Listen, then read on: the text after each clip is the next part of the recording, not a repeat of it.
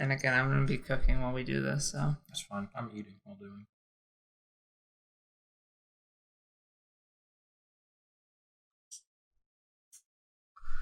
Hello everyone, welcome to Ringside Casuals, the podcast run by noobs. Today we are talking about the September 16th Raw, the September 17th Smackdown, and the September 18th NXT. And I'm Sal. There we go. And Nathan's eating. I'm eating my dinner. I didn't even say my name, you cucks. Well, you fucked up. No, I didn't. Yeah. I did not. I have a very intentional way I was going to do this. We're starting over. Okay. Okay. And I'm Nathan. No, I said we were starting. Oh, after starting over? Yeah. Oh. Hello everyone, welcome to Ringside Casuals, the wrestling podcast run by noobs. I'm Josiah. I'm not editing that out. And I'm Sal. And today we're talking about the September 16th Raw, the September 17th Smackdown, and the September 18th NXT on USA. I can't believe you said that twice, because I'm not cutting that open. I'm editing it. Shut the fuck up. Anyway. You were such a stubborn ass. I'm just sitting here trying to have my dinner. So the September 16th Raw opens, and Seth Rollins comes out. Rollins. And Seth Rollins wants you to know that even though he beat Braun Strowman, it took 4 stomps and a pedigree. So don't you dare think that Braun Strowman is not really badass, even though I beat him. I love you, Seth. Yeah, and listen, I know I had to win so that I could face Bray Wyatt at Hell in a Cell, but does not mean that Braun is bad. Yeah, I guess, did they do that so that you were thinking maybe he had a chance against Bray Wyatt in Hell in a Cell? Maybe. Like, oh, well, if he had lost to Braun Strowman, then he definitely couldn't win against The Fiend. I think maybe that was the Well, he wouldn't have fought The inclination. Fiend. Huh? Well, no, I know, but it's like, just the whole idea is like, since the storyline wants him to fight The Fiend. Yeah, it does. You know what I mean? In terms of that, not like the actual logistics of, well, no, then he wouldn't have fought him at Hell in a Cell. Yeah. But since the storyline is him going to fight Bray Wyatt, they needed to show, oh, well, he beat the Monster Among Men, so But is it enough? now he's really ready, and he can totally beat The Fiend when he can't. So it's not enough. And then he's talking, and then, of course, the audience starts chanting Yowie Wowie, and he gets mildly disturbed, but he hides it well. And he says Yowie Wowie indeed twice, and I'm like, alright, Seth. Yeah, he's... Yowie Wowie indeed. And then he says Bray Wyatt's a coward for attacking him and leaving when the lights came back on. I feel like that opening is like the better version of the Iron Man ultimatum to the Mandarin in Iron Man 3, where he's like, I want you to know that I think you're a coward. And, just like standing up to him. See, I'm inclined to agree with you, just because it's Iron Man 3. But that's vaguely arbitrary, but thank you for... No, I was saying if it was Iron Man 1 and he did that scene, then... Oh, yeah. That's one of the better scenes in Iron Man 3, is what I'm saying. Oh, okay. Yeah. Contention. I feel like this is some... No, he's roided up because he just did his workout, so he's full of testosterone. Do you do steroids? I was confused as to what you were saying. Do you do steroids? No, Is that confused? Is that part of the canon? No, this is the angle now. Are you a roided up beefster? I don't have to answer that. And then Seth... We're not competing, so it's fine. Seth, like Nathan, is full of rage. And he gets interrupted by the Firefly Funhouse. And it's great. It's the first of many tonight. Isn't there technically like 3? Yes. There's technically 3. Yeah. The middle one, yeah. The last one is technically a themed appearance. The middle one is just him hanging up the picture. I could have sworn there was like... It plays the theme again.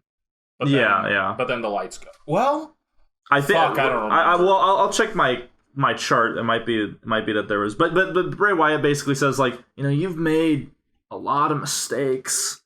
And basically saying, I'm gonna take from you everything from me. Mm-hmm. And then once that finishes, and Bray Wyatt basically says, like, maybe I'm gonna come visit you tonight.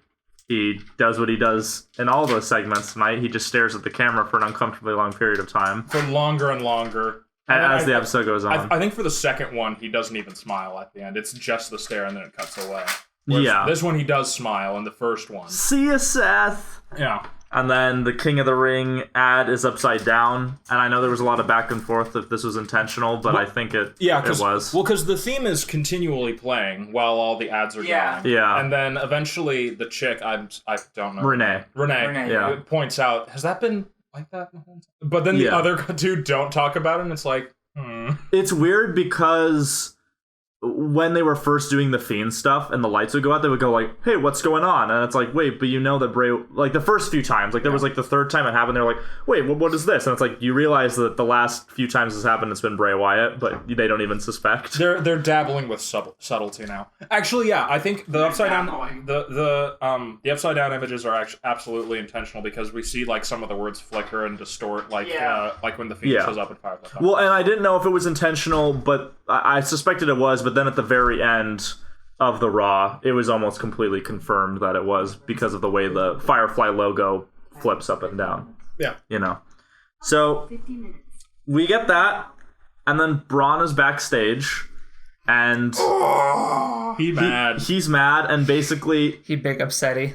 They try to get an interview with him, and he's just like, I don't care. He's like, you want to interview me? Well, how about this? The next guy to go into that ring is gonna get these hands. And then he kind of stumbles off, and you're like, oh my god. I still love that Braun Strowman was the first wrestler I saw in real life. It was, That's Braun true. Strowman, little history lesson for you all. When we went to our first Raw, put in the wiki. Put in the wiki. We went by the side of the arena, and you can kind of see through little slits in the stone, like what's down on the parking lot. Yeah. And then you could see their trailers and everything, and Braun Strowman was just down there leaning against a car texting, and it was very surreal to see him standing there. And it was clearly after they shot the promo of him that night pulling the car. Yeah, it was clearly after he was like, I'm gonna take a break now. Yeah, I know, it's really good. And then it's the Tag Team Summit. Yeah, so everybody who won at Clash of Champions, aka the Revival and Rude and Ziggler, come out. So I don't know what I was expecting, because I was like, oh, this is just going to be like the heels reveling in it for a while. And summits are always like kind of hit or miss. I don't understand. I guess like, you never miss, huh? Because I don't.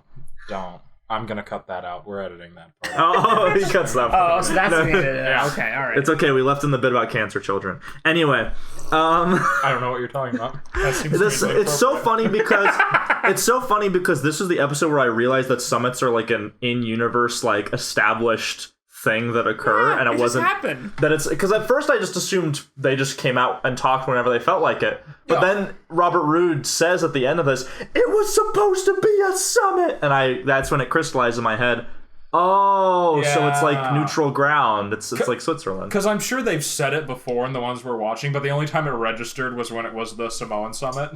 Yeah, but that was different because that was like a match. Yeah, and then when I saw that this was the Tag Team Summit, I was like, oh, so the winning tag teams are gonna fight? No, they don't fight. But Braun Strowman, they were gonna like just chill, I guess. They were just gonna like be dicks, and then Braun Strowman, he said just 5 seconds ago, next gotta go in that ring. So he comes out and anything kills them. that gives Robert Roode more screen time, I'm here for. Yeah. Do I quite care what it is? Not really. Because for this entrance, they play Ziggler's theme. Oh yeah. Because then I remember I was watching it with I forget. I think I was watching it with you, and I was like, why? And I was like, well, it's because they're saving Glorious for later. Yeah. Because later on, you can't overload Glorious. No, you can't. Because then they played the whole song basically. I mean, it was pretty glorious. But yeah, it's just Braun kind of just hitting people, even though no one cares about him. Yeah, he does that thing where he's in the middle of the ring, he looks straight at the camera and circles his finger, and it's scary. I love that gimmick. It's already scary when he runs around. I hate that he like sets it up and he's like, hey, this is what's coming to you. Yeah. So then they cut out the OC versus the Viking Raiders of Cedric Alexander. Thank God. I can't imagine why. Yeah, that whole Viking Raiders and Cedric alliance is really bad. I also love how they set it up, and then like the next time that they're in the ring together, it just gets cut. Yeah. From the Hulu edit, yeah. Yeah. Because Raw is like always longer. Because so a Raw night has a really long episode already. Yeah. Because the Smackdown usually gets the whole thing in there in the Hulu edit. Roughly the whole thing. Roughly. Once in a while they'll cut a match maybe, but it's usually the entire thing. Well, it's also because Raw has more story segments, but SmackDown has more matches. Yeah. And so Raw has about 2 to 3 matches cut per night, and then also in the same night they have main event. Yeah. Which is just the Raw roster. It's like the mid-tier, lower tier, just doing stuff. Main event is literally like, hey, this is your bonus if you watched it live. Yeah. Because I don't think they streamed the main event in the. It's only on Hulu. Yeah. What? Oh, it's only on Hulu. Yeah, it's a Hulu exclusive. I think it's part of their deal. Interesting. Yeah. Very interesting. Maybe one day we'll talk about main event, but I don't want to. I don't really want to. You know what's not interesting? King Corbin. Well, but before that. What? Right. No, it's not. No, but before that, Alexa and Nikki. They're drinking coffee. Oh, yeah. Being friends. And they say the line, Bailey's pathetic. And then Nikki's like, I know. And it's like, yeah. For you. This is good. I love my girls. Oh, yeah. And just Alexa, like, look, we're such good friends. And I'm like, yeah, I'm surprised this plotline has gone on for so long. I'm glad, to be honest. It's pretty amazing. We're one of the best tag teams, I'd say. It is. They're actually really good together. Yeah, absolutely. People need to understand that they're the best and they deserve those titles. And then we get this whole earlier that day, back at Eaglegate. There's a little Bible Man reference for all of you out there. Watch our episode. Yeah, watch our episodes, please. So it's revolving around the 24/7 title. Yes, I know, but we gotta talk about it. Actually, the bane of my existence. And so they're in Knoxville, Tennessee. Right. Mm-hmm. And so, historic Knoxville, we gotta advertise what a great city this is. Unlike in Smackdown, we didn't do that. And so it didn't click for me, like, why they would be doing this segment specifically here. But they're in the women's basketball, like historic museum of Knoxville. And then so R-Truth is there with Carmella. And then they're like, he's like, oh, what if that basketball comes down and hits us and squashes us? It had to be big women to put up there. It's a very lazy R-Truth. It's him being a stupid dumbass. So, I mean, you sound like Hedwig from Split for a second. You trying to trick me? Is it really so different? No. Every time someone tries to steal the title from R-Truth, are you trying to trick me? But so a person. Carmella, do I be girlfriend or something? You want to be my girlfriend or something? Does the dance? If they had done that, I like rap music. Kanye is my favorite. But I want James McAvoy to play R-Truth in a biopic. I want him to get. I want him to get the blackface like in Tropic Thunder. But he just does his Hedwig performance. So that's the whole movie.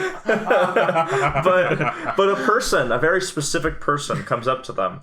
Knoxville County Mayor Glenn Jacobs. That's so great that they're including the political figures of the area into the show. Yeah. It really shows like a pride of the sport. Glenn Jacobs. I don't know what other name he would have. But obviously. Go on. So we'll come back to Mayor Glenn Jacobs. But he's built as fuck, though. He's still built. Yeah. And so then we get King of the Ring. Yay. And then in a match where Chad Gable did all the work. I will be kind and say... Yeah, he ended based him really good. No. Baron Corbin was performing much better in this match than he usually does. Yes, but compare it to any other wrestler. It's not. It's a pretty good match. I just don't like how it ends. Yes. I'd say Corbin was better in this match than he was in that triple threat. Well, yeah. So yeah. But no, I'm not gonna. But Chad Gable is clearly the standout. He's clearly superior in every way. I mean, he wins over the crowd. Oh yeah. By the end of it, they're cheering him on. Yeah. Completely, but because Chad Gable's so good. Well, even as the triple threat match was starting, everyone was just chanting Corbin sucks, and it's this seems indicative, doesn't it? And then again, they have this weird perception that it's fun to hate on Baron Corbin, and it's no, you are genuinely not fun to watch. That's why we're booing you. But because of SmackDown, I wonder if maybe they do know that. And they were just waiting for the right time to but we'll see how that storyline develops. We'll talk about that when we get to SmackDown. But yeah. I think one of the commentators, I wrote something down. I don't know if they said this, but they say this is the largest man Gable has ever faced in this tournament. And then a few minutes later, Renee says, "Yes, this is the largest man he's ever faced." And I think she meant to say in the tournament, but she was just talking too fast. Okay, yeah.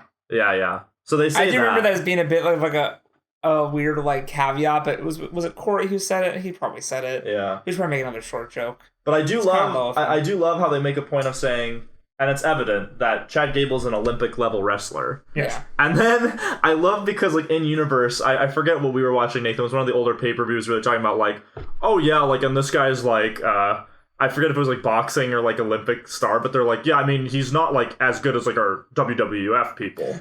Like, so like this thing where they're like going, yeah, the superstars in WWE are like the peak of human achievement. Like if you're an Olympic level competitor, it's like, oh, you're like as good as our, if you get the silver medal, you're like as good as like our guys. Yeah, maybe. So like this power scaling of, well, you know, he's an Olympic medalist. And then, well, yeah, was it this episode or when Chad and Corbin were actually fighting when Corey Graves was like, yeah, he let his country down. Yeah, he's like, did he win the gold? No, he let us down. Yeah. And then I think it's Renee who says that Corbin would basically be like Joffrey if he was a king. Yeah, because they bring up the fact that he was a terrible constable of Raw. They do, yeah. Yeah. And that he sucks. And then he even starts his fucking speech with, I'm probably the last person you wanted to win. Hey, don't get ahead of yourself.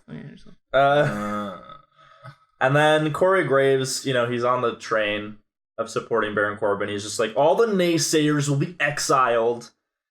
And Gable keeps fighting him, and he's fighting hard. And as Corey Graves keeps saying, well, Chad Gable's going to lose, it's inevitable. And then everyone's like, no, Chad Gable could still beat him. And me as the audience member's like, no, like, he can do it. I believe in him. But then Corey Graves like, power needs no friends. And I'm like, oh, he's not going to win, is he? No, he doesn't.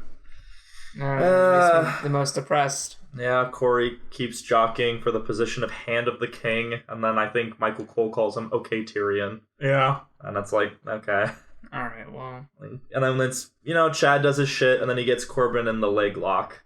He's got his ankle. I'm just like really upset that like Baron Corbin retired Kurt Angle, and then Kurt Angle's successor couldn't take down Baron Corbin. It's like, yeah. Does he just have a buff against the Angles? I think he just has a buff against if you're an actual Olympic wrestler. Yeah. He gets a buff against you, which is because he was a boxer or something. I guess, yeah. But the crowd's going wild, and for a second I think maybe he's going to tap. Maybe he's going to tap. And then... Well, he worked his legs so good. Yes, he did. And then Chad Gable loses. And Corbin... He does this really cool variation on the End of Days where he like shuffles him. Yeah, because he's got him at a certain angle, so he shuffles him into position and then End of Days him, and it was pretty cool. And then he wins, and Corey Graves like, bend the knee, everyone, and I'm like, oh. Corey Graves is selling it. Oh, he's great. Someone has to. Yeah. Someone has to. Baron Corbin sucks. And then the last funny thing I wrote down. Yeah, go on, sorry. Was that I think Corey Graves says something about.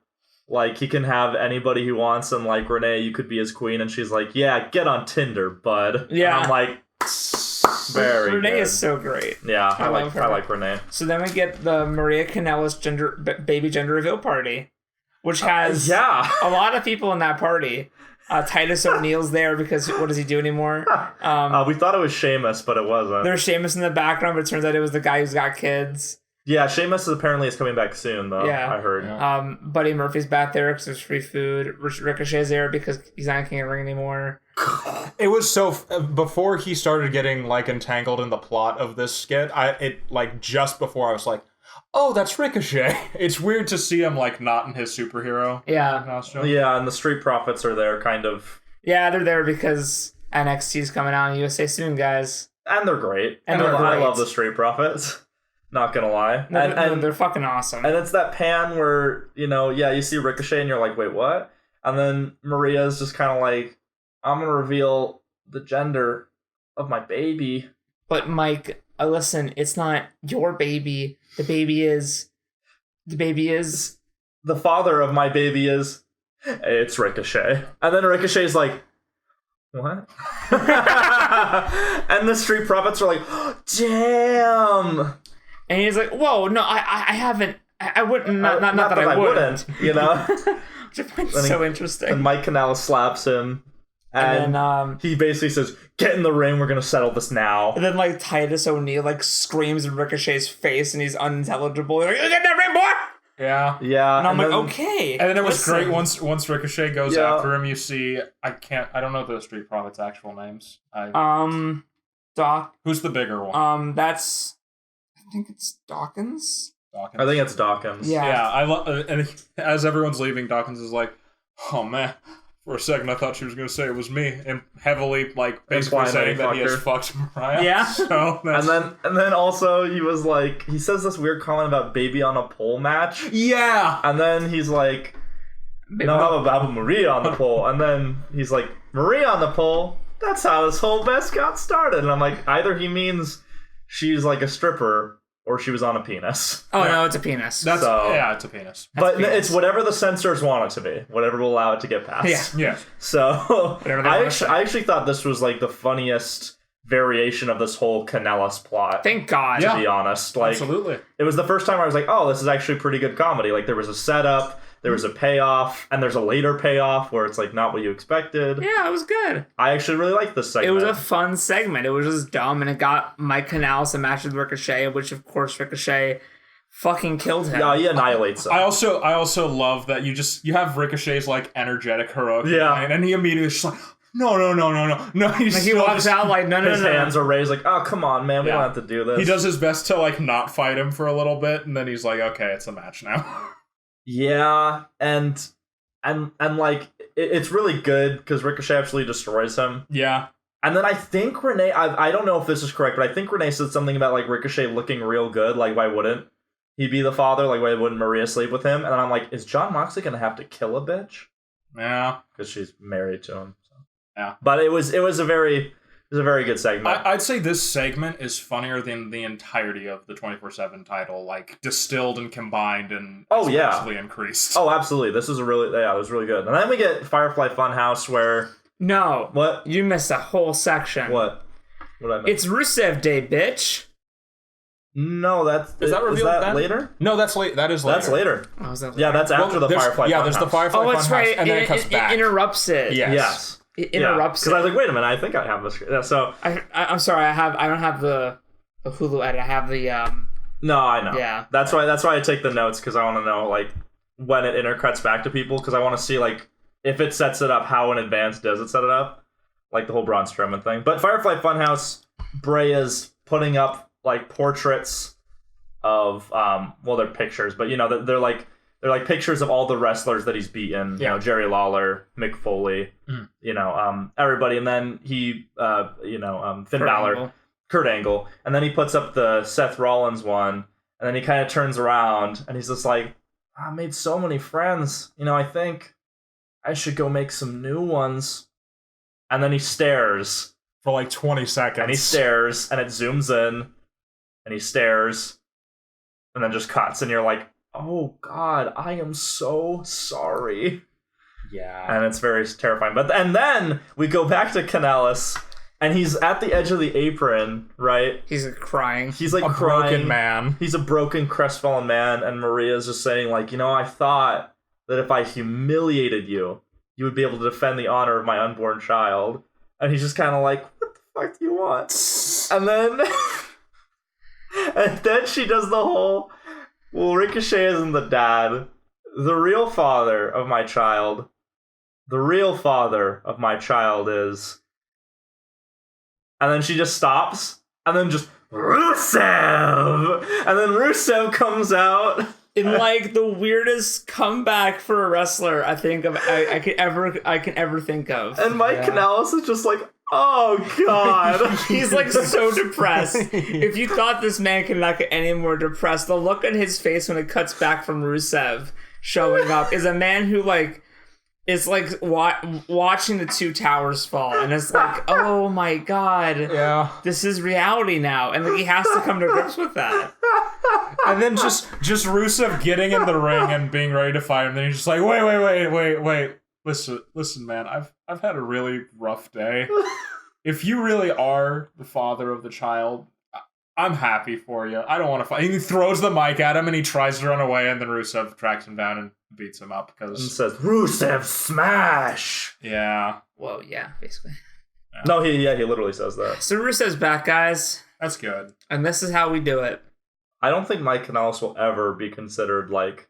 No. I think he's done. No. I think this is the end for him.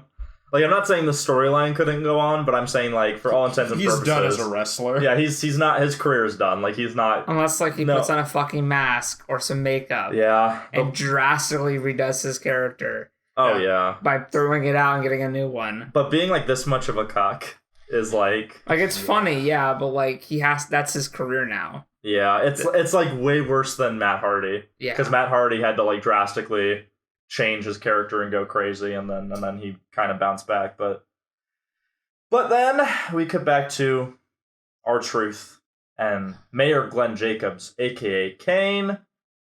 And... What? I didn't know that. Jacobs... I thought we were going to keep the bit the entire time. No, I thought so too. But yeah. Someone decided fuck it. But I got tired of it. Mayor Glenn Kane Jacobs. And then he takes him onto the field, and he's like, R-Truth, here's a policeman. And you're like, what? Why is there a policeman standing in the stadium? Because earlier he was like, no, I don't have any security. So you're like, wait, but that would... What? Yeah. And he's like, here's a policeman. R-Truth is like, oh, happy to meet you. Is you a RoboCop? And then he's like, no. And then, what a twist. The guy is also a referee, and R-Truth's like, you're a policeman and a referee? You got two jobs? You got two jobs? And I was Which like... I laughed at. I actually... Yeah, that's like one of, like... 3 R-Truth jokes that I've chuckled at, so... And Mayor Glenn Jacobs pins R-Truth and gets the 24/7 title and says, I still got it. And he does. I remember seeing that and thinking, like, wow, he's not really, like, doing very hot. I think he's doing hot, he's just not... No, I mean, later he is. But then it's sort of like, oh, I guess he just kind of did a lazy little pin and... Well, he wasn't a suit though. Well, because the reason I knew he was going to come back, but I wasn't sure in what capacity, was that it said earlier that day, and I was like, oh well, that means he has to come back, right? Or at least R-Truth does. Yeah, hopefully. Not. So what's next? Did we? I know there was a cut match with Rey Mysterio and Cesaro. Yeah, which sounds amazing. Yeah, Rey Mysterio, and he beats Cesaro, so we can't show it. Yeah. God. And the future of WWE is in Cesaro's hands. Poor Cesaro, dude. He got his teeth back and everything, and they won't give him matches on Hulu. Well, that's what happens when you challenge Rey Mysterio. You enter the void of non-existence for a day or two. He disappeared. Why would you want to show Rey Mysterio match? How was All In, bitch? Yeah. Oh, it was good shit, wasn't it? Authors of Pain is next. That's great. They played this video, so they did the thing that they used to do with Firefly Funhouse, because now they've got everybody hooked. They can play different fun houses the same week. Yeah. Whereas back in the day, they would play it on Raw and SmackDown, so you got the whole story of what was happening. Yeah. Before his kind of Fiend reveal thing, and then they were like comfortable doing it. Yeah. But they did the same thing. So with this Authors of Pain thing, they are basically like, we're the Authors of Pain. We haven't had a match since WrestleMania, but fighting is our life. It's how we make money. I'm like, so you haven't been making much money lately, have you? Yeah, it's been a tight period for you guys. And then they say the tag teams in WWE are soft and no one wants to fight them because they get hurt too much in the ring with them because they're the Authors of Pain. That's a lie. And I'm like, okay. I haven't seen them wrestle, so I think I've seen them like once because I watched those 8 or so episodes before WrestleMania. But it was kind of it was all right. Like they were kind of just playing off the whole twin assassins from Breaking Bad bit, but other than that, you know. So now what? Sasha and Bailey versus Nikki and Alexa, in which Nikki and Alexa get to actually fight and actually do good. Yeah.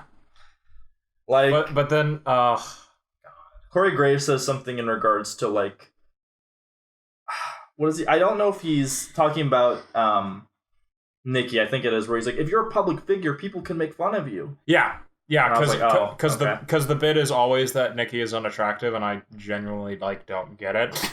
Yeah, like if you're gonna make fun of someone's appearance, Bailey or Otis. All right, Tucky. Oh yeah. Heavy dog machinery. But they're actually doing real good. Like Alexa comes in and thwomps the champion and Sasha Banks, who is power scaled equal to, other people who are like way better. So. Yeah, her Alexa Bliss's like jump flip off the ropes while holding the person is always like really good. Yeah. Yeah. No, It's Alexa's like- super talented. It's way better than when you just And have her Bailey's like super not. have like a bitch fit and Yeah. have her slap someone, which is also entertaining. But This has been the story of every time Bailey has been in a tag team match. I love everything about this match except when Bailey's tagged in. Yeah. yeah, Literally every other person. it's is because they better. have to tone it down because she can't do complex stunts. Yeah. And Alexa's knee gets injured. Yeah. And then they're like, oh, well, now it's a handicap match, basically. Because, like, there's a bit outside the ring where the ref's not doing anything and she's fighting both of them. It's like, is that allowed? It's a tag team match. Shouldn't they be tagged in? Who wins this, by the way? I forget. So, okay. Isn't it Nikki? No. So, no. It's... Oh, yeah, yeah, I forgot. Sasha makes Nikki tap, which I didn't buy that for a single second. No, Oh, absolutely. Because Nikki kicked both their asses, and then Sasha put the submission on her for like 10 seconds, and Nikki started tapping, and I'm like, you were supposed to tap. And what's weird is that... Sasha, I like you. You didn't earn that victory. No, because I forget if this is a misremembrance, but I know that in the past I've seen a match where Nikki Cross literally chose to pass out rather than tap. Yeah. So you're telling me that Sasha Banks makes her... Okay, whatever. She's not an offer of pain. She's the boss. Yeah. But then... So she told her. The bank statement. The bank statement. Good name. Eh. But Becky comes out, Yeah. and then she has a chair. That's really badass. And then she gets in the ring, and then she's basically Bailey and Sasha both have chairs like dun dun dun dun dun dun dun. And then like Duel of the Fates plays, and Awesome. then there's like a chair sword fight, which is kind of and I was like, we were both like, Charlotte, Yeah. come on, and then she comes out, and it's like, all right, But she doesn't have a chair. But then No. Bailey comes up and she just parries. Yeah, just parries her and kills Charlotte her. immediately kicks her in the face with high heel shoes, by the Yeah, way, yeah. and Yeah, takes her in chair. jeans. yeah. Yeah. Charlotte's amazing. And then yeah, they kind of swamp them, and then there's a moment where it's like, are they gonna fight? No, they're friends again, kind of. Yeah. And then Sasha's backstage and challenges Becky to a match at Hell in a Cell. Which I'm looking And then forward she to. says, "Your move, bitch." Your move, bitch. And so I love Sasha. I don't care if she's kind of a valley girl. that should be interesting. Yeah. Yeah, And then we have Lacey Evans versus Dana Brooke. Oh wait, they cut that. they cut that. And, It's a Lacey Evans know. match. Why would they ever want to show that? I'm sure it was great. I'm sure it was really good. I'm sure it was. Bleacher Report said it was a D. Jake. well, Bleacher Report ranks Kofi matches as A. yeah, so- that's You're true. right. That's a falsehood. Yeah. It ranked the Mariah gender reveal as a D. Yeah, that's completely flipped. Flipped Yeah. those. Yeah. But then we get this weird kind of bad bit where, so we cut to the limousine's wheel, and it's not moving. Right. And then it starts moving, and then parks, and R-Truth's on the top, and then Mayor Glenn Jacobs' aide comes out, sees R-Truth, and doesn't say anything, doesn't do anything. Yeah, because R-Truth says shh. Yeah. Yeah, well, So why would he say anything? He's a man of and then honor. Glenn R-Truth Jacobs told him comes to out, shush. and then Glenn Jacobs gets the roll up from R-Truth. Wow. If what happened later on in this episode didn't happen, this would be pretty depressing. Yeah. If this was like the end of the Kane Glenn Jacobs arc, I'd be like, wow, R-Truth beat him for the 24/7 championship. No, he didn't though. Well, I feel like this bit would have been better if you like cut out Glenn Jacobs getting in the first place and just immediately cut to, wait, this thing is all day, you know, this is like your job that you have now. It's like like because that bit's good. There's a bit where Glenn Jacobs grabs him by the throat, choking him, and then he's like, And R-Truth basically persuades his way out of being killed by Kane. yeah, he talked no jutsus him, and Yeah. then He tries to do in a chokehold. He tries to do what Sami Zayn tried to do with Undertaker. yeah, Yeah. but this time it works. Yeah. Because Glenn Jacobs is without his inner demon at the moment. Yeah. And He's a mayor. yeah, and then Becky is backstage, and she's like, Sasha, you're a rat in a trap, and then I'm gonna destroy you in Hell in a Cell. But I don't just want to fight you at Hell in a Cell. I want to fight you in a cell. Like, we're gonna actually fight in the cell, not just at the event. Yeah. Yeah, I was like, well, All right. that was implied. Well, not necessarily, because they don't usually make all the matches at Hell in a Cell the in the point? cell. They should Well- then. Because That's the whole gimmick. It almost would be like as if you did a Clash of Champions and have a championship match. yeah, which they did. So That that spike of the audio, dude. Robert Roode. Now you get Glorious. It's so good. And it's the long one, too. It's the long one. Thank God. And Glorious. No, I won't give in. I won't give in till I'm victorious. And then he's fighting Seth, and he's punishing his ribs because ever since Brock Lesnar hurt, I like how the continuity of his injuries stick, but not the continuity of Kofi Kingston, who got his fingers smashed. I don't remember that, and neither should you. Neither should I. Okay. And then Ziggler's kind of buzzing around like a bee. Yeah. He's taunting Seth. But I think it was a good match, though. Oh, I like this match a lot. Because it was Robert Roode fighting, and I'm like, yay! Yeah. Like, the first half of it's just a regular match, and then towards the second half, we start getting Dolph lightly interfering. Lightly. Then more and more. And then, once Ziggler starts interfering, then you get the familiar theme of the OC. And then the OC comes out, and it's like, oh. And they're all just killing Seth. Yeah, they're just curb stomping him repeated like 30 times. Yeah, no, this is an assault. Yeah, he is gonna die. And like Seth is so good at selling that it is actually kind of uncomfortable to watch. Yeah. It's like I'm just watching a man get bludgeoned. There's a reason why he's the champ. We're all wondering who's gonna save him, right? Yeah.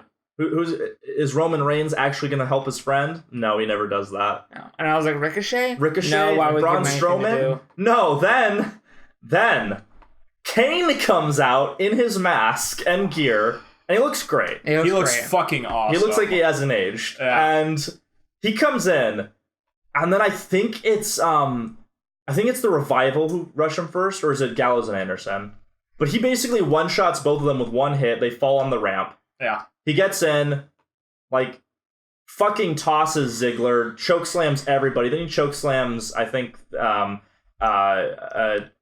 AJ and somebody else at the same time. And then he's standing there amongst all the bodies. And he's gonna, like, lift his hands and up. I said to you, I literally gasped, and I was like, oh no, Bray Wyatt. Yeah. And then literally a millisecond after I said it, the lights started going out, and I was like, no! Because as it came out, I was like, oh, it'd be a shame if the Fiend were to show up. Cool, because I think for a sec, I was like, oh, is the Fiend going to show up and kill everyone? And then Seth is like, because that's how I thought it was going to go. But then Kane comes out, and I'm like, wait. And then I was like, oh, now, bro. And then, excuse me. I think that's a package. And then, I hear the bleep. Yeah, it's the got a sign. Very, very real here on RSC. We have a lot of I wonder if like his mask has come in yet.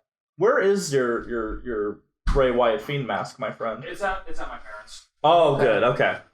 Anyway, back to and so the Fiend Bray Wyatt. Yeah, like Kane lifts his arms. He's gonna do his pyrotechnics, even though it's not set up on the stage. So I should have realized that he wouldn't do it. But the lights go out. What pyrotechnics? It's magic, you fuck. The magic pyrotechnics. Okay. It's just magic. Sorry. Like kayfabe. Kayfabe. And the lights go out, and then the spotlights is so good because it's right on Kane's shoulder, and the Fiend's face is right there.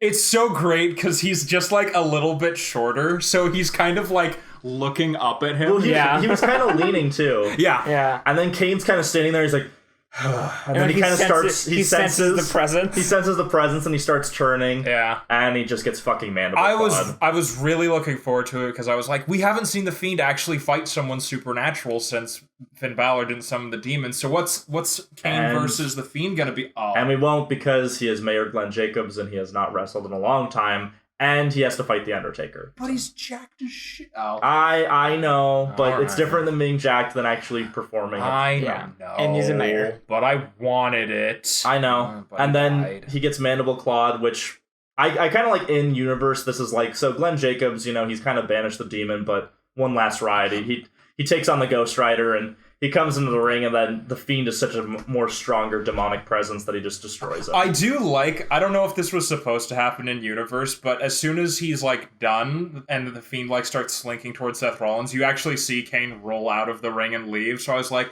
okay, well, everyone else was left like comatose and dead.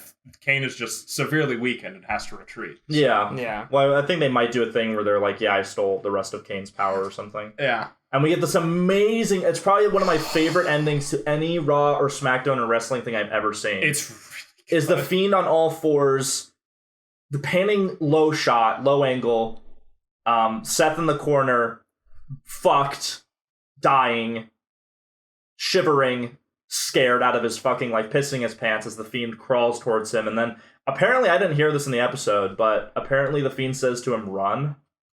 Oh, I didn't hear that. And then Seth is like kind of breathing hard and like scared out of his mind. The Fiend is just kind of like, then you kind of hear his like him chuckling and like doing his really creepy groans. Yeah. And then the episode just ends.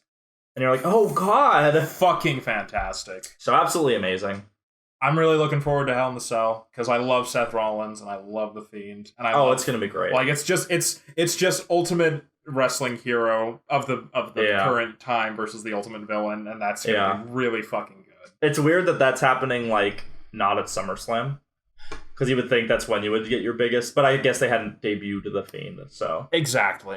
Yeah, but it's Hell in a Cell. And then now, SmackDown, September 17th.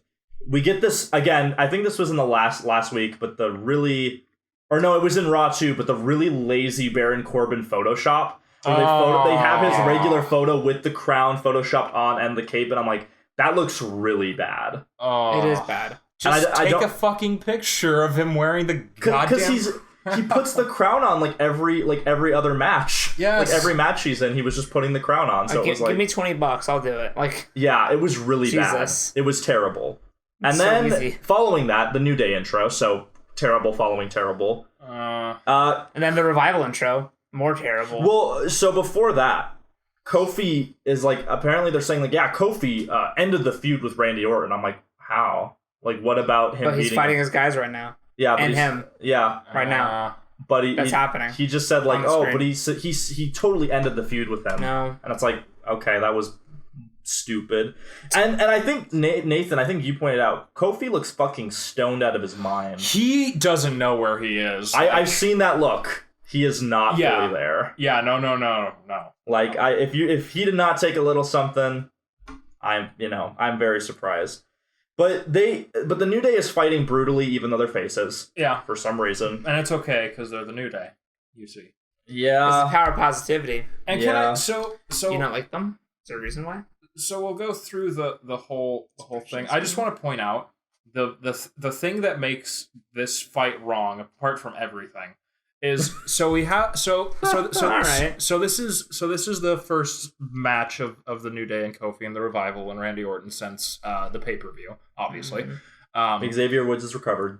Yep, he's fine. He's still got the knee brace, but even though he jumped onto the mat, onto the ring, using his bad knee. And I've seen other wrestlers with bad knee injuries like sell it when they're up on the top rope, like they like clutch their knee when they're Anyway. But the first Raw or the first regular wrestling episode you have after a pay-per-view, Josiah was talking about it with me, is like the revenge episode. You always get a rematch. The people who lost get to beat the shit out of the winners and everything. Yet in this match, we have Kofi, the person who won at his pay-per-view, pin not Randy Orton, but one of the Revival who lost who won but didn't like face them. So the other New Day doesn't pin the Revival who they lost to. No. Kofi has to get a pinfall win. He's the best. He's awesome. Do you not like Kofi? No. Sorry. Bleacher Report rates this as A+. What the fuck are you guys doing? This is a terrible match. I like it for the ending. Are they? Oh yeah. We're out of fucking nowhere. Before that. Okay. All right. Sorry. Jesus. Sorry. I'm looking up the offense. Can you edit that out for me?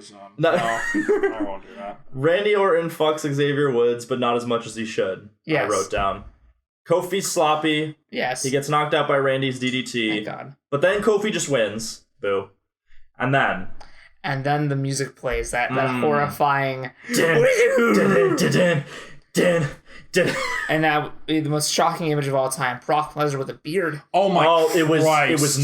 It was scary to look at. It's awful, but you can't stop looking. I can't.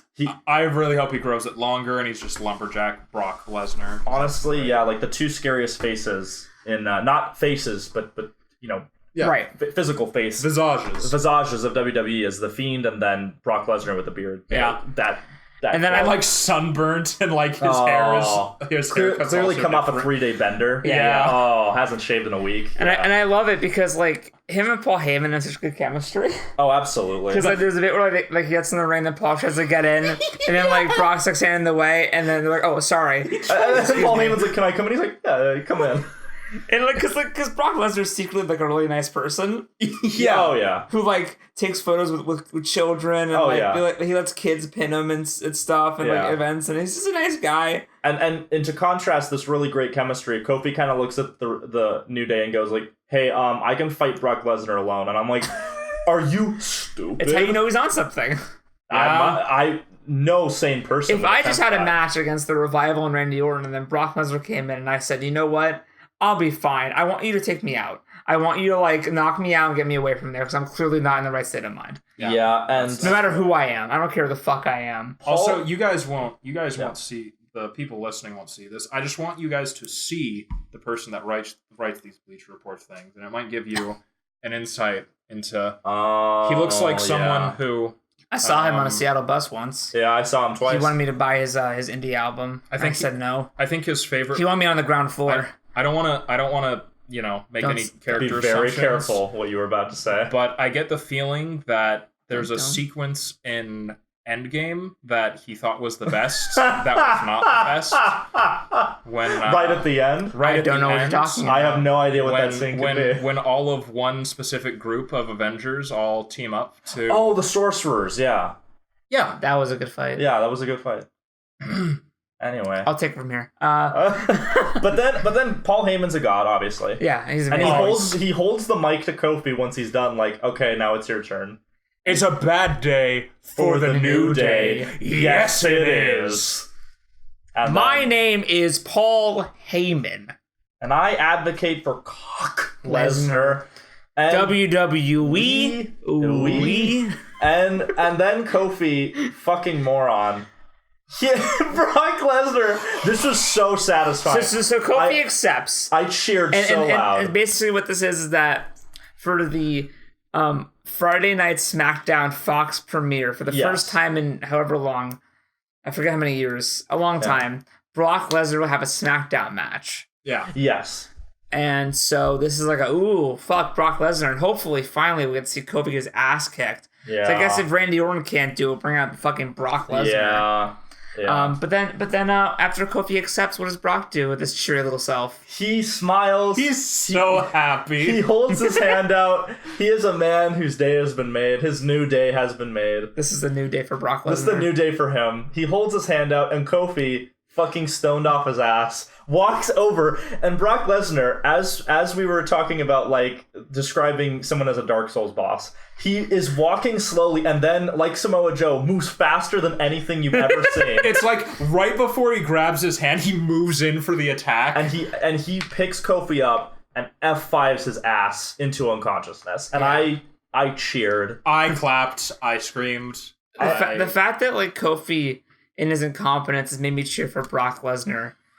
Something has happened that is seismically incorrect. And what a great detail. He takes the belt and he just throws it on Kofi's unconscious body leaves. I was like, the most like contemptuous, I don't give a fuck, this is nothing while it's yours is just. Yeah, it was for opening on lazy Baron Corbin Photoshop and the New Day. This is the best way you could have ended this opening, by Brock Lesnar just like cleaning up house and Suplex City, bitch. And Kofi's gonna lose, right? Like, there's no way he's gonna. Please, there's no way he's gonna win. No, he's won't. Going to win. It's the first episode. He's on SmackDown. Going to win. No. If it's on, this is my logic. It's on Fox. It's the first SmackDown on Fox. They're gonna say, "Oh, look at this new era." So they have to like take the person who's been holding it since WrestleMania and go like, "Oh, but now Cock Lesnar is the SmackDown men's." Give the whole roster a main bad guy to fight. Yeah, no, they totally do that. And then the power of positivity. Brock Lesnar might actually have a consistent schedule. Yeah, and then are you telling me that for the holiday season we're gonna have Cock Lesnar as the SmackDown champion, I hope so. And the Fiend as the Raw champion? That's what I want. I totally want it to. And the worst villain of all, Adam Cole's the NXT champion. Yeah. Oh. We'll get to that. Santa. Cole, baby. Santa. if you let Brock Lesnar and Bray Wyatt just have their titles throughout Christmas, I don't need anything else. I don't need anything else for the next 10 Christmases. Please, God. And also, please, on the WWE store, I love the Fiend mask. Perfect. Make it better if you can. But also, can I get a bearded, really shitty Brock Lesnar mask? No. I would wear that for Halloween. No, you know not what you ask for. But then we get a recap of the Shane and KO storyline. And then, how Shane fired Kevin Owens, And then we get 2 notifications that, Shane's going to talk tonight, and the best actor of all time, Rowan's going to act tonight. What is next the Rowan bit? Yeah. We don't have to talk about this. It was absolutely awful. 1 second. Sasha and Bailey, there was a brief bit with them. I didn't write anything down. Cool, because Bailey, right? Yeah. They probably thought Bailey was there. Go on. Next. So, Michael Cole is trying so hard. Oh, man. Bless his soul. This segment was rough. Awful. Yes. It was very rough because it's just Rowan talking and monologuing. Which is a thing you should never say. I recently watched a Michael Cole interviewing Bray Wyatt, and holy fuck, the acting in that interview. And then you realize... Because the Michael Cole interviews where you show off your acting chops. Yes. That's when you go, listen. Because you don't have to yell. You don't have to talk into a mic. You're right there. It's just you playing off one other person. Yeah. It's very easy, like the Paul Heyman one, the Bray Wyatt one. It's very easy to, act. Yes. And Eric Rowan fucks it so hard. Well, There's a reason why they were silent in the original Wyatt family. It's because Bray does the talking. Well, you see... But he's no one's puppet! As it turns out, acting is actually very hard. I'm not saying it isn't. I'm saying know who can and who cannot. But Joe... It's why Brock Lesnar has a manager. It's why Shinsuke has a manager. Yes. It's because they're yes. And so... Rowan is extremely fucking vague. Because Michael Cole's like, did Luke Harper help you try to kill Roman Reigns? And Rowan's just like, no, maybe. I'm vague about it. I don't want to talk about Luke Harper. I'm not Luke Harper. I'm Eric Rowan. I want to hear Eric Rowan questions about ask Eric. Luke Harper. He's back there. And I'm like, is Luke Harper in backstage? Luke Harper's too busy yelling at people on Instagram. Yeah. By the way, if you don't know, Luke Harper basically tweeted all the NXT, all 155 of them get their own T-shirts, but I don't. I'm here for 7 years.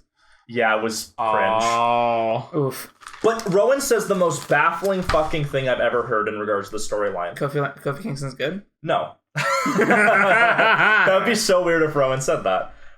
But he says, Luke Harper and I, when I was trying to kill Roman Reigns, I was just trying to scare him. And I'm like, okay, God. So tell me how attempted murder scares people. Torture, beating someone up, threatening their family, like Randy Orton does, that scares people. Trying to kill him twice is not going to put the fear of God in him. And again, I know you and I talked about this, Sal. I think you and I talked about this, Nathan. Why the fuck is this storyline not centered around Daniel Bryan? Why is Roman Reigns even here? Because... Who cares about Daniel Bryan? They do! Because he shows up later. The storyline, the emotional core of this... Yeah, he gets attacked. The emotional core of this is Daniel Bryan and It's Eric not like Rowan. Daniel Bryan ever won anything, Josiah. No one cares. Go fuck yourself. And Michael Cole doesn't even believe it. He's like, you tried to scare him? Seriously? And attempted manslaughter. And I'm like... And then Rowan's like, you better lower that tone with me. And I'm like, I just want Michael Cole to go, seriously? And it's like, you realize you say lower your voice or change your tone, not lower your tone. Joe, again, improvisational comedy.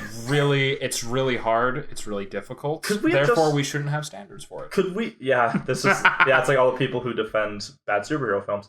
Why should we have standards? But anyway, why the fuck wasn't Liam Neeson playing Rowan in this scene? It would have been so much better. I wouldn't have mind just swap them out real quick. And then Rowan has the gall to say, "Yeah, I was Daniel Bryan's intellectual superior in every way." And I'm like, why were you loyally serving him for years? Or, well, not years, but for all these months then? It's the long game, I guess. It's terrible. Yeah. I didn't write it. I know. I'm sorry, I'm not blaming you, but and then Ali versus Shinsuke. Oh my god. Where he did go hard. Where Sami Zayn says that he liberated Shinsuke Nakamura. I'm like, I don't have the least bit understanding of what that means. It Well, to be fair, Sammy like Shinsuke matches. Yeah. I also don't. Can Ali please win? Yeah, he jobbed, dude. He got jobbed so He got bad. jobbed. And I love Shinsuke, but like... I feel like Cedric Alexander and Ali, like, they share energy, and one is going to be more prominent than the other, and they can't both be prominent. We can't have 3 high flyers. Ricochet's going to stay on the top, and then these two are going to vie for the distant second place. But besides the jobbing, Sami Zayn does his awesome Shinsuke Nakamura. His cast is on a little bit better this time, and I love that he's screaming himself hoarse. He talks about how he likes Ali, but he's not a champion. Then it's like, Ali, I like you, but and then you're not gonna make it. He gets the Kinshasa. Ali just dies. Yeah, instantly. And then I think Corey Graves says something like, "Oh yes, the 2 poets, 2 artists, Nakamura and Zayn." And it's like perfection. Thank you, Corey. Yeah. And Kevin Owens. He's in the audience. He's just chilling. I wrote Kevin Owens sits down to observe what he lost. I need to take those shots of him just casually watching the show and like his reactions and be able to splice it in, because he's so like him just out there in his t-shirt and his jeans, just kind of like sitting amongst the crowds like, this is a man of people. Yeah. This is a hero. Yeah, it was really good. Shane is backstage and then someone hands him the papers and says, Shane McMahon, you've been served. And then he's kind of like, are you serious? And then he comes out and like here comes the money plays. He comes out holding the folder, just pissed, and he looks straight out to Kevin in the crowd, just being, really? And he has like 5 security guards. Yeah, and he's surging towards him. Kevin Owens is looking around and he holds up his tickets like, I'm just here to see the show. And I'm like, you're an everyman. Yeah, he bought his tickets. And is this the whole bit where they talk about the papers and what? Pardon me. That was your regularly scheduled announcement that Shane McMahon is awesome. But so he starts talking to him. He comes up into the ring. Kevin Owens calls him a dumbass. Yeah. And then the entire audience turns on Shane and says, look, dude, he's right. You tapped out. Yeah, you tapped out. Kevin Owens couldn't have helped you because you tapped out. Yeah. Like, there was nothing he could have done. Like, that was you tapping out, not Kevin Owens tapping you out. And Kevin Owens says one of the funniest, not funniest, but one of the scariest things I've ever heard him say. He was like, yeah, before, that was different, but now all I want is to hurt you. Yeah, so, I tried to help you. I tried to, but now I'm just going to hurt you. I'm just going to hurt you any way I can. And I'm going to go after the thing you love most, your money. And he says, oh, by the way, and this just makes no sense, but I still laughed. In the papers, it says, if I win the court case, I get to fire you for no reason. It's so good. He gets to fire him from the entire WWE universe. He said universe, and I was like, oh. And props to Shane for not laughing. But I was trying to figure out if Shane, if he meant like, I will have so much money, I will buy my way into the company and then fire you, or if he literally meant, no, but then I realized, no, he literally means, in a court of law, the judge will say, no, he gets to fire you if he wants to. In the ring. In the ring. During an episode. And I also love this incredible reveal where it's like, so you gave me the fine for attacking an official. And that's fair. That's fine. I shouldn't have done that. That's wrong. But then, what happened last time? And it shows him attacking him when Kevin is the official. It's like, yeah, came back to bite you. Yeah.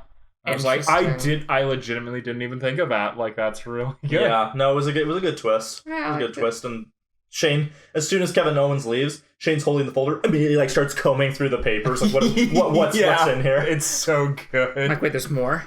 We get a little intermission. Daniel Bryan is crestfallen, like Kevin Owens usually is. Yeah. And then Charlotte Flair's backstage, and then Ric Flair's just there, and he never shows up again. Because it says coming up next, and then they never show Ric Flair. And I was like, what the fuck? What is happening? I guess he was there at some point. And during this intermission, we get that AOP commercial again next. I skipped it. And then we get I think we skipped it too, didn't we, Nathan? Yeah, I think so. I was on my lunch break, and I was just like, fuck this. I'm not sitting through this. Shit. Flair gets introed by this Knoxville, or is it still in Knoxville? I don't know where they are. Yeah, no, they're in Atlanta, Georgia. They're in, aren't they in Charlotte? Yeah, they're in Atlanta. Georgia. Yeah, she lost in her own hometown, but they're in Atlanta. And this rapper named Outset is wearing Ric Flair's outfit, and he intros her, and it's so awkward and weird, and he never shows up again, and it's completely unexplained. I love Charlotte like hugs him, but I love Corey Graves is like, well, I don't think the announcer's in danger of losing his job, and I was like, yeah, it was right. It was rough, but she's great. She's great. They do the whole thing where she makes the guy hold the ropes open, and I'm in love. Yeah. No shame. And Sasha and Bayley show up, and Charlotte's owning, which is great. As always. And the crowd is totally with her. They're totally like on our side. She's basically a face now. Yeah. And she's kicking ass. And then Bayley interferes in the match, and they're disqualified. And then, in a weird moment, instead of Becky Lynch returning the favor for her coming out to save her, Carmella comes out? Yeah. And I guess because Carmella used to be friends with Bayley. Yeah. And now she's mad at her. I mean, for a second, I was like, please don't be fucking that. I told it to you. I thought it was gonna be the chick, the Huntress. Ember Moon. Yeah. I was Ember like, Moon? Oh, yeah. I was like, please no. Thank Because God it wasn't her. you had the one setup match where she's like, I don't like that you're fighting dishonorably, but I might still be a heel. Oh, and one of the announcers says one of the funniest lines ever. Waters continue to be muddled on SmackDown Live. And I'm like, yeah, that's true. Good. Yeah. Cancer ad. Oof. Green screen. I finally Roman Reigns. saw it. Green screen Roman Reigns. It was so bad because there's like a zoom in and he's like awkwardly like Yes. artificially. Oh, it's so bad. It was so bad. Because hshallway.jpg is not very well centered. So It's true. That was probably Arlington High School. I wouldn't be surprised. yeah. But it was bad. I wouldn't be surprised if Roman Reigns' camera is covering up the Shutterstock. Yeah. And then also, yeah, like, no offense to this kid, but when it's the ads where it's multiple kids, you can't really notice, like, the consistent lines being not very good. When it's just the one kid, you're like, oh, okay. So it makes it really awkward. Well, it's bad because he introduces it. Then you get a few kids. Then you get him. Then you get like a few kids. Then you get him, and it's like, oh. And it jump cuts. Yeah.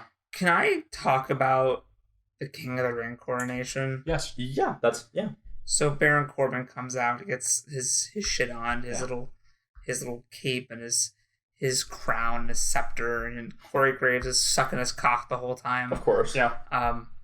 And now He literally says he'd suck Corbin's feet. Yeah. Like, he says something like that. So King of the Ring is supposed to elevate you to a new degree. Yeah. It's supposed to take you from where you are and literally fucking give you like a skyrocket to like a whole new height. Yeah. And so typically like the coronation or the after King of the Ring post speech is supposed to be the big like, hey, you won. You're the King of the Ring now. You're the king of WWE. And then, it's the reason why we all fucking quote Austin 3:16 is because that's what he did. Yeah. That was his promo. Like, you have to have a good fucking promo because like promos make everything. Yes. It's the reason why like I was basically sucking Bray Wyatt's cock for months over Firefly Funhouse. Oh, yeah. Without watching a single match because his promos were so fucking good. Yeah. If you have good promos and you're a solid wrestler, I'm gonna be your fucking fan. Oh, yeah. You could be just an average wrestler. Heel or but face. Yeah. I will be there for you. Because your promos are fucking solid. If you don't deliver a good promo and you spend your entire coronation of King of the fucking Ring that happens once every like 5 years or something, then the entire thing making fucking short jokes that everyone's been doing for weeks now that were bad and boring the first time it happened. It was never funny. Yeah. Because it's 2019 and we're a bit more involved in our comedy now than we did back in, I don't know, the 1800s.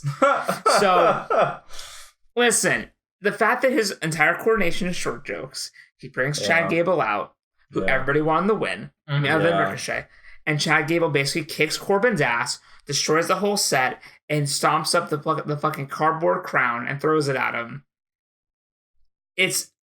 With Corbin crying and saying, "Stop! What are you doing?" This entire tournament is a joke. Yes. Yeah. Officially.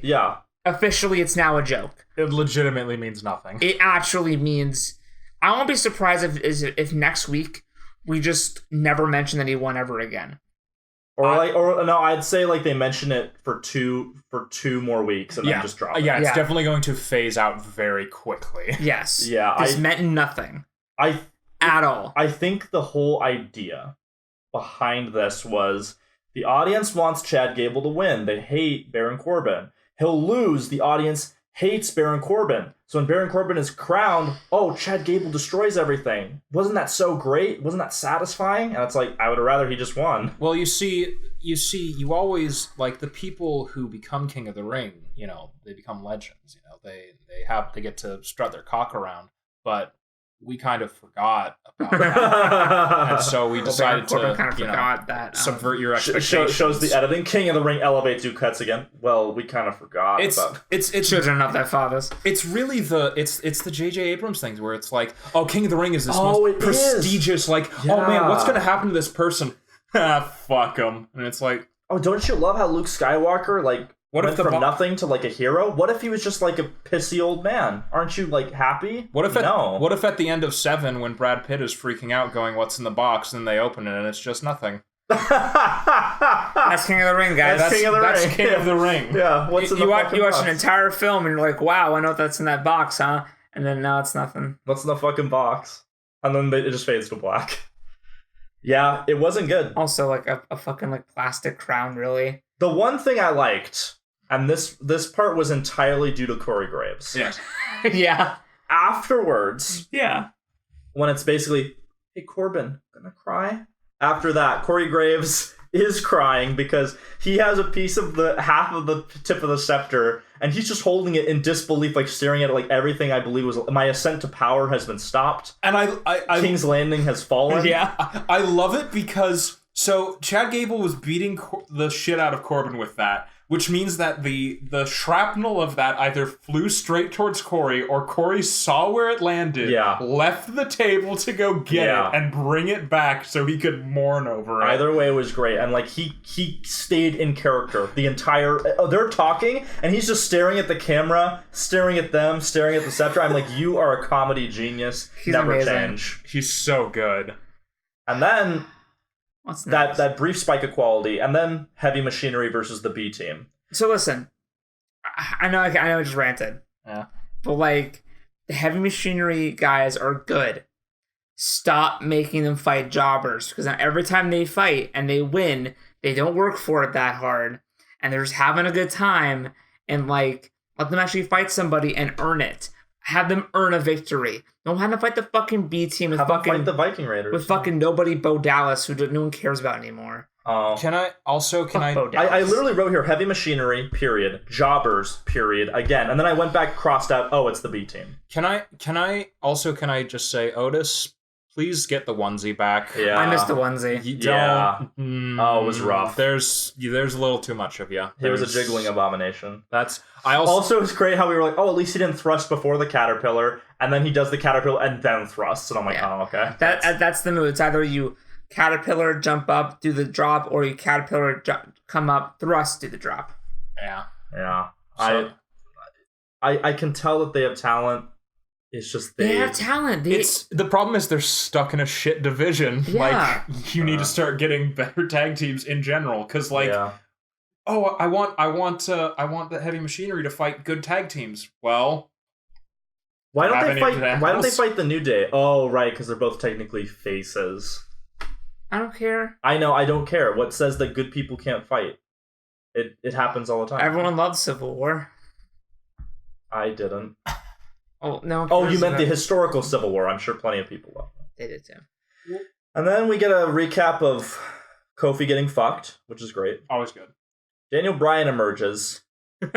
And go on. We get this thing where, again, the only thing that makes me not completely hate the storyline is just Daniel Bryan and Eric Rowan's emotional core because they've been friends. Yeah. And Daniel Bryan is, literally like, you're my friend. Like, but you lied to me. And you betrayed me. And I thought that, you were someone I could trust, and I can't really trust anybody. And then Rowan proceeds to be an asshole and just like, he and Harper beat the shit out of him. And it's also great because you have Daniel Bryan going, all of your arguments are bullshit. You're saying you were disrespected, you were overlooked. I was always there for you. I always saw you as an equal, as my friend. I respected you, and you betrayed me. Yeah, he's like, I had never done anything to put you under. I always, if anything, he took Rowan from being a weird cultist following this one guy to being a legit tag team champion. Yeah. So in what way is this Daniel Bryan's fault? Yeah, if anything, Rowan should be attacking Shane McMahon, Triple H, Stephanie McMahon, but they don't want to fight him, so the storyline has to be this weird contrived, I blame Roman Reigns and Daniel Bryan. Yeah. And then he just gets jobbed, and I'm like, can Daniel Bryan please wrestle again? Please? Reigns comes out. They fuck him.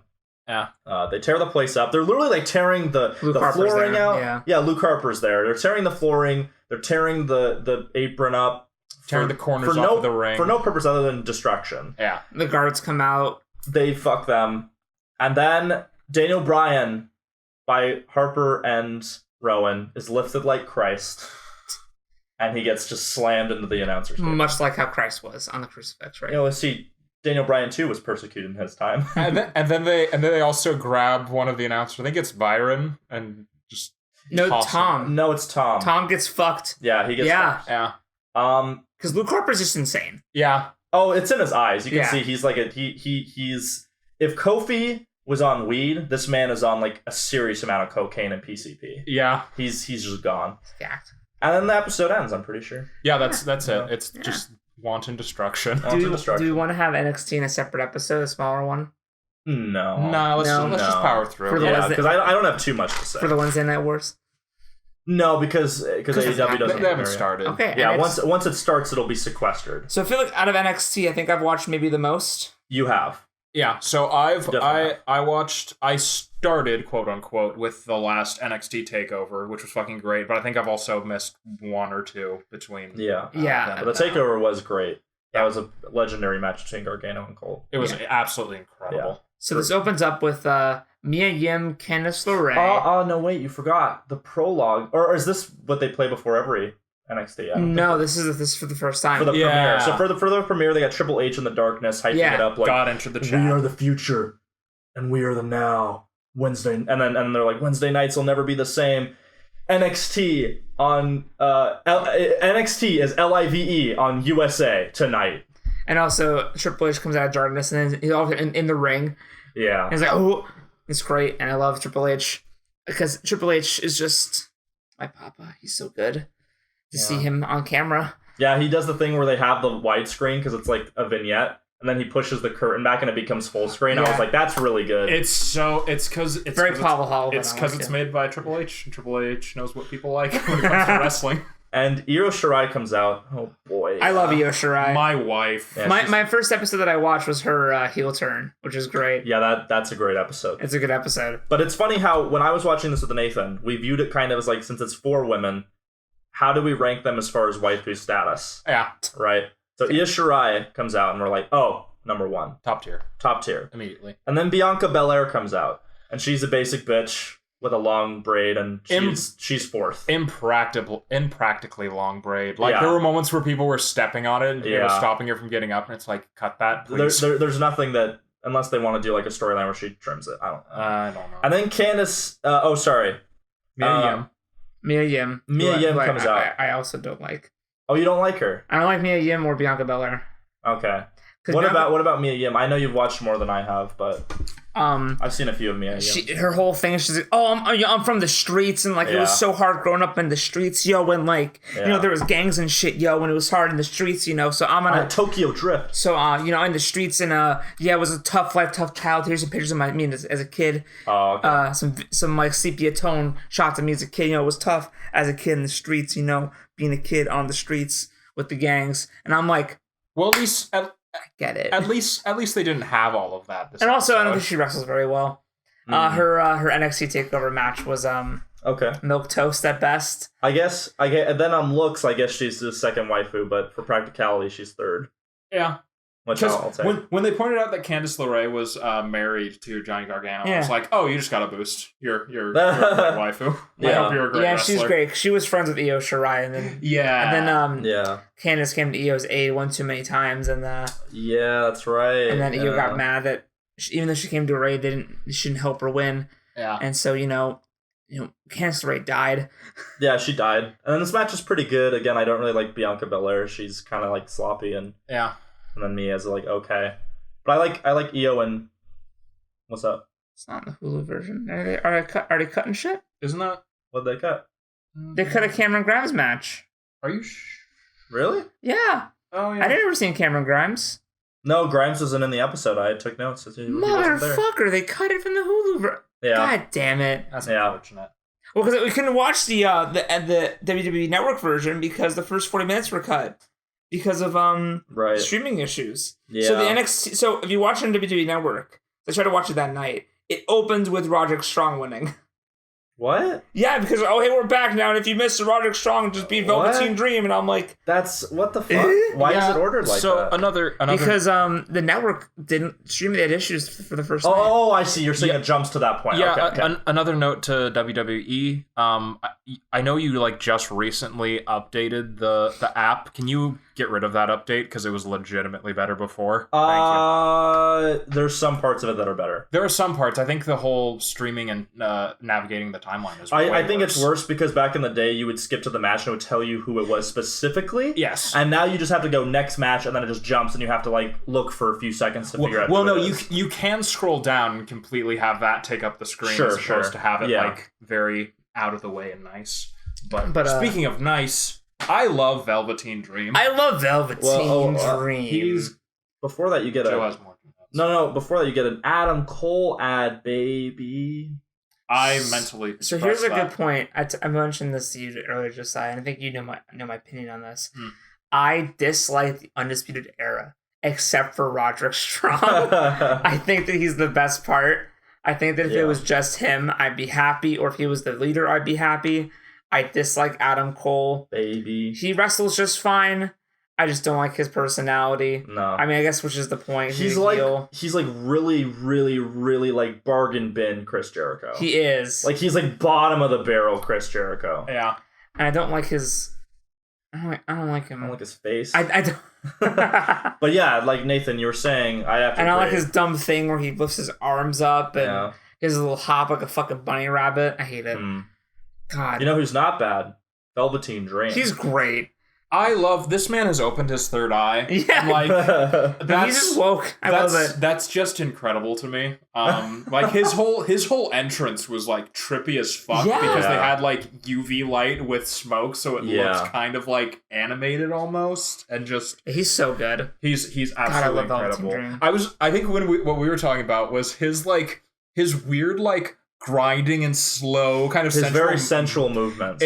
It's like if you took the best parts of the New Day and Shinsuke Nakamura and just mixed them together. Yeah. Because when the New Day does stuff like that, it's really obnoxious and they need to stop and not be in the Shinsuke show. does it, it's unnerving. Yes, but Velveteen Dream, it's like, I appreciate this. You're a champion. Yeah. And they say Velveteen Dream has like a big ego, and I'm like, is it ego or does he just grasp the higher mysteries your mind can't even comprehend? Yeah, no, this man has ascended, and why does a man who has ascended? Also, I dislike the fact that NXT has no heel commentators. Yeah, hire one of us will do it. Yeah, I'll shit over everyone. Well, it's interesting. I know I haven't watched it yet. I'm sure I'll find out eventually, but it's interesting. I looked at like the list of commentators per brand and like where they had been, and like it was very interesting to see who was on NXT when and for how long. Like Corey Graves and Renee were on NXT, of course, and I think Cole as well. But they've been on everything. But this match is fantastic. Oh yeah, they're both so good. Like Velveteen Dream is a dream. There's this great moment where he knocks Roderick Strong out of the ring, and then he's just like on the ground, like kind of slumping towards him and like gesturing him to come back in, and Roderick Strong is like, I don't want to do it anymore. There's a bit where he kind of does a Sister Abigail on Roderick Strong. Yeah, he does. Also, I forget who does it in the episode, but someone does a V trigger and they say V trigger, and I'm like, they do. Are you allowed to say that? Yeah. No. I had this. I wrote that down. The same thing. I turned to Nathan. I'm like, is that? So you're well, because okay. So in universe, because people are in other promotions, we pretty much consider every major wrestling promotion canon with each other. Yes. Because you can say things like V-Trigger and 619 and... Well, I broke it down for you. See, our original assumption was that New Japan was Dragon Ball and AEW was Dragon Ball Z. But as it turns out, New Japan was Dragon Ball Z NXT is Dragon Ball GT and AEW is Dragon Ball Super, where they're both sequels to Dragon Ball Z, but they just They went a exist. completely different. Yeah, because AJ was from New Japan. Yeah. Yeah, exactly. Yeah. So And I because think so was Shinsuke, and I think maybe Ricochet too, and yeah.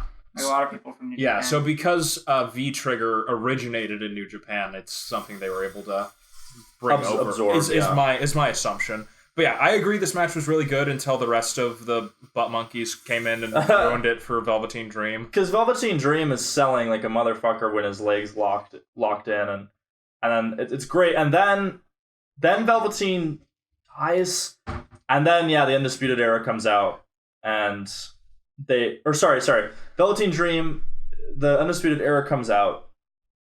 They kind of don't interfere at first, and then they do. Yeah. And then he loses, and it's like... And the ref never sees it And the ref never sees it, of course. No, why would he? And then they're like, oh, the Undisputed Era has all the titles now. And I'm like, go fuck yourself. I hate the bull. I mean the OC. I mean the Undisputed the Generation Era. X. I mean NWO. When speaking I of, mean the clip. earlier, when Candice pinned Mia and got a shot at the title. Oh, yeah, she did. We didn't mention who won. Shayna comes out to smack a bitch. Oh, yeah. And then basically we're like, yeah, they're gender bent DX. Yeah, they really Like, are. for all intents and purposes. I don't like Shayna Baszler that much, honestly. That was the first time I saw her, and I was like, No, you saw her at TakeOver. I don't remember Yeah, that. you did. It She didn't fought Mia happen. Yim. Yeah. I don't remember that. It was No. not eventful Well, at all. And then 3 skinheads come out oh god. and beat up a black man. Okay, listen. Listen. They're British. That's not how their accents sound. That's not. One of them has Vienna on his Yes. thing, so Yeah, like Italy. that's not. That doesn't help your case. No, that does the opposite. it did. I know they said they were from the UK, but they sounded British. Sorry. No, they said Walter was from the UK. They didn't say Yeah, the rest Walter, of them dude. were. Fucking Walter's great. We are Walter. Remember the first episode I mentioned how someone in NXT UK did a 619? It was Walter. Oh, you mean a 712?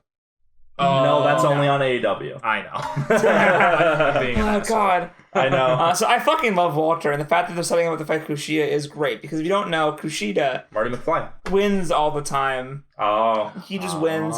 He beat a fucking Apollo Crews, came back to NXT to do a match with Kushida, and he lost to Kushida. Oh, yeah. You know you're great if you're like on NXT jobbing mid-carders. Oh, God, that's true. That's very true. Yeah.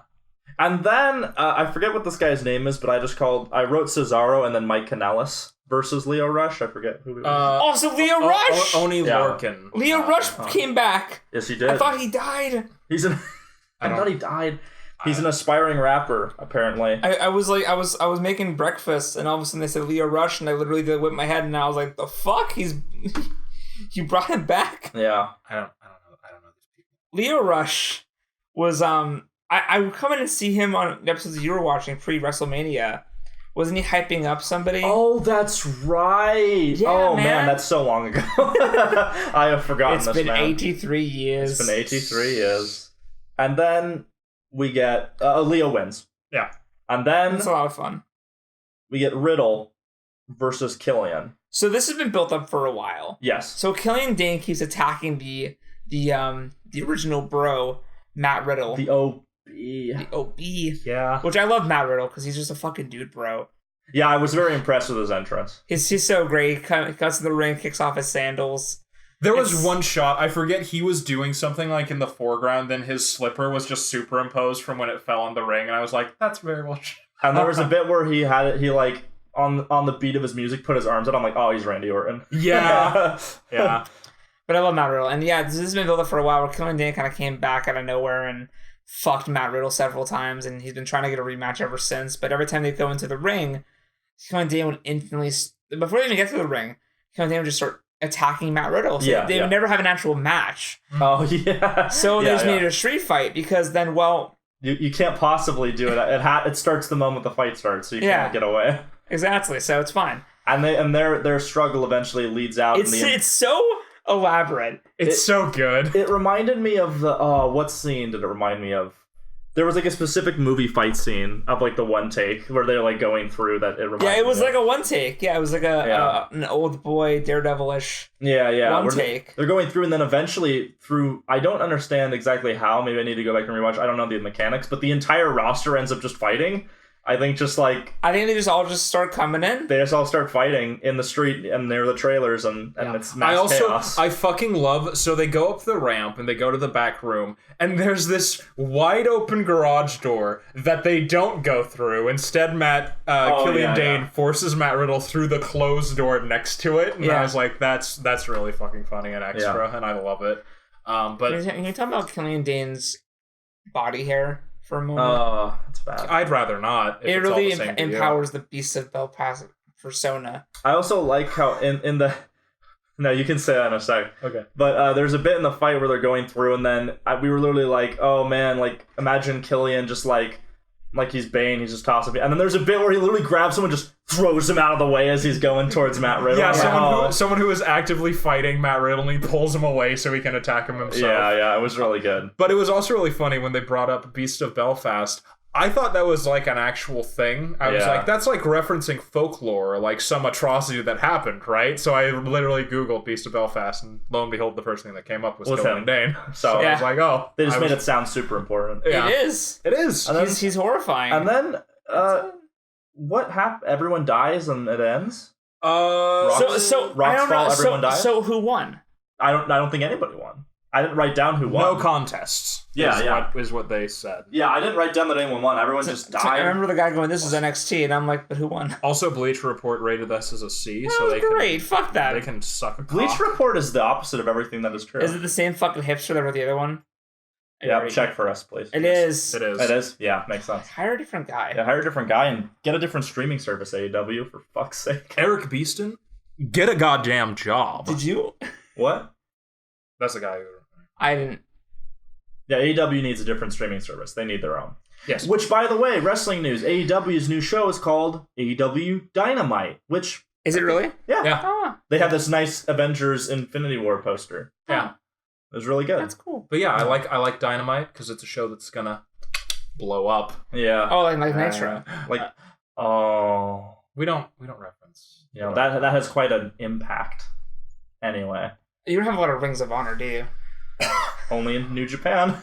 All right. Anyway, puns are over. Now, for the Raw, do we think that's awesome or stupid? But by dint of triple the Firefly Funhouse, I'd say it's triple the fun. It was Firefly Funhouse. You had, although King of the Ring. Well, King of the Ring, but I'd say that he was correct in his assessment that Smackdown made it worse. Yeah. Because you could have made the coronation great and then salvaged it. So I will say by dint of that, you get Firefly Funhouse, Rude and Ziggler. Great. You know, a lot of fun. Really good chemistry. Again, I think they're a really good tag team because they're actually diverse. You get the comedy bit with the Street Profits, Maria Kanellis, Ricochet. You get Rusev. Okay, I guess. So, Others of Pain is a... you get all that. I'd say I vote that the Raw was awesome. I'd agree. You don't agree? No. Wait, but last week you were the one kind of... I don't know if you were defending, but I think last week I was really down on it, and this week I'm like... No, yeah. it's just sort of like... Sorry. It's a problem with binary, isn't it? Having only two options. I don't have a but we can't have a more complicated graph because it'll go all over the place. Well, that's true. Smackdown. I guess we can. Smackdown is... Zite. I'd say it's stupid. It's stupid, dude. Yeah. Aside from Cock Lesnar... if the whole thing just would have been, and then it was Brock Lesnar coming out challenging Kofi, I think, and then F5ing him. Yeah, aside from Cock Lesnar and Kevin Owens, most of this is pretty bad. Yeah, or not very good. So I'd say this one's stupid. It's pretty stupid. I think NXT was awesome. NXT was awesome. I will say that, when you have pretty much just matches and no story segments, as long as you're performing well, it's hard to. Yeah, I'll say it's awesome. Again, I'd have to. I think I will get more into NXT once I become more familiar with the roster. Because it's the reason I don't get into sports, because it's like, oh, these feats of athleticism are really cool. I don't know who any of you are or why I should vote for or care about any of you. So you know. So over time, I'll get more into NXT now that it's starting again, and so in the future on live, it's been going on forever. Well, no, I know. But if you aren't aware, in the future, to close us out, we're planning, because SmackDown's moving to Fridays, so that is inconvenient, but also more convenient because now I get more wrestling spread out through the week rather than, thank God, I have to wait for the next Raw till Monday. Yeah. The next SmackDown. So, because of that, we're going to do AEW and NXT because they're warring. AEW Dynamite. Thank you. Dynamite and NXT. Those are Wednesday Night Wars. We're going to record that as one episode. And then what we'll do is we're going to record the previous week's SmackDown and the Monday Night Raw that follows. Yes. And record after that. Yes. So even though SmackDown is following story-wise kind of from that Raw previous week, that's just how we have to do it for convenience, because otherwise you have to wait an entire week to record, and that just doesn't make sense. Yeah. Because we're busy. Yeah, I don't have time for that. And I don't want to have to remember all that. So absolutely. So that's the way it's going to go. Yeah, even coming into this recording, I was like, what the fuck did happen in Raw? Well, that's why I always take... When we were talking about King of the Ring, I forgot that it was literally the King of the Ring match was on this Raw, and then the Coronation was on SmackDown. Yes. I thought it was like last week, and then the Coronation was this Raw.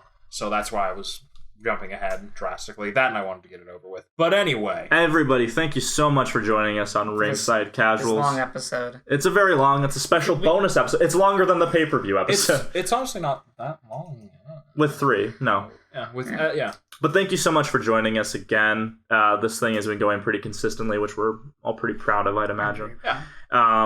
Thank you so much. Share with your friends. You can find us on iTunes, Podbean, YouTube, Apple Podcast app. We have an RSS feed through the Podbean. Please show your support. Watch our other stuff, the Escape Pod, Joss and Possum. It's a gaming channel. We'll start putting out content on those channels as well. Very soon.